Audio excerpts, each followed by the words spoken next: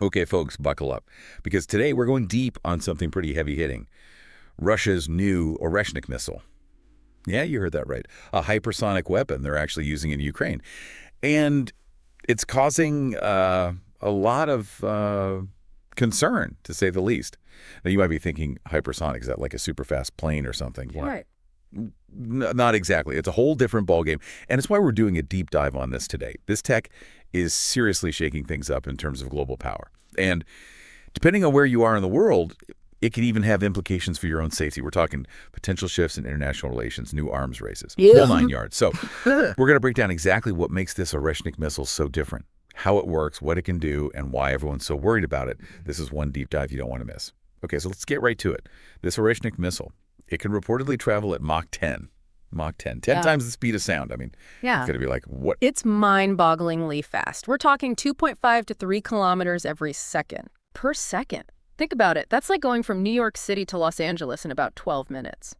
That's insane. It is. Can you even imagine trying to defend against something moving that fast? It's incredibly challenging. With the defense systems we have today, the reaction time is almost non-existent. It's not just about the speed itself, but the fact that it's incredibly difficult to even detect it and track it in time to even react. Right. It's got to be like, it's already hit you before you even knew it was coming. Pretty much. No wonder everyone in the West is freaking out. Absolutely. I mean, you've got this combination of speed and maneuverability makes this thing almost impossible to target. This is truly a game changer in terms of modern warfare.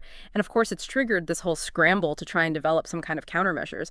But that's proving to be really, really difficult. Yeah, because if you can't even see it coming, yeah, what are you supposed to do? Exactly. And then we haven't even gotten to the range of this thing yet. This Oreshnik can reportedly hit targets 3,000 kilometers away. That's a huge distance. I mean, that puts a huge chunk of Europe and Asia well within striking distance.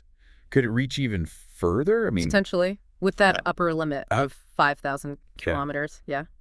Parts of North America could theoretically be within range. So this isn't just a European problem. Right. It's a global one. It is. And it's a little unsettling to think about, especially when you add in the whole MIRV thing. Ah, yes, the MIRV. Multiple warheads from a single missile. Multiple independently targetable reentry vehicles. That's what MIRV stands for. So that means one Oreshnik missile can take out multiple targets at once. Exactly. It's like a force multiplier. Imagine the damage a single one of these missiles could inflict on a military base, an airfield, even a city. It's terrifying. How do you even defend against that? It adds a whole other layer of complexity to defending against it. It's like you're playing whack-a-mole, but the moles are hypersonic and they explode. It's a pretty apt analogy.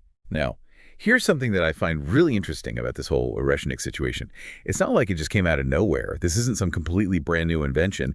It's actually based on earlier Russian missile systems, like the RS-26 Rubezh, which itself has roots in the Topol program.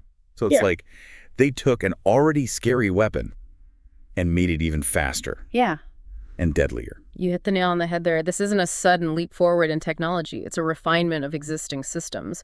Russia's been working on this stuff for decades, and the Oreshnik is like the culmination of all that research and development. So they basically perfected what they already had. Precisely. They managed to make it significantly faster and more evasive, but they kept the MIRV capability. So they're sending a message. What do you think that message is? Well, I think it's definitely a show of force, but it's more than that. This is Russia saying, we're willing to use the most advanced weapons in our arsenal to get what we want. And they're using it in Ukraine. I mean, that's a pretty big statement. It is. And it shows they're really focused on what we call asymmetrical warfare, using technology to overcome any potential disadvantages they might have in a more conventional conflict. So they know they can't go toe-to-toe with NATO in a traditional war.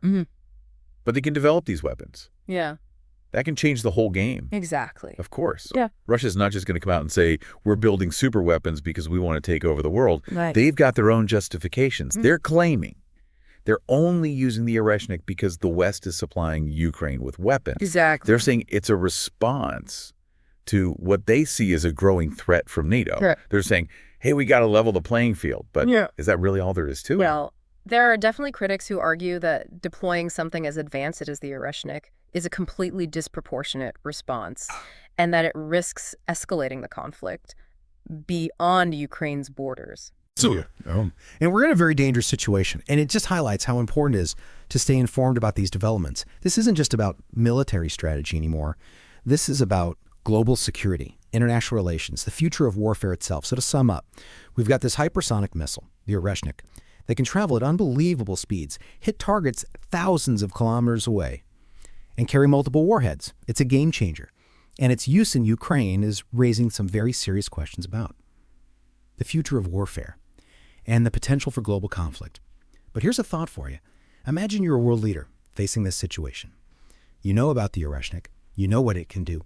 What would your strategy be? It's a complex challenge, but it's one that we all need to think about. Thanks for joining us for this deep dive. Stay safe out there.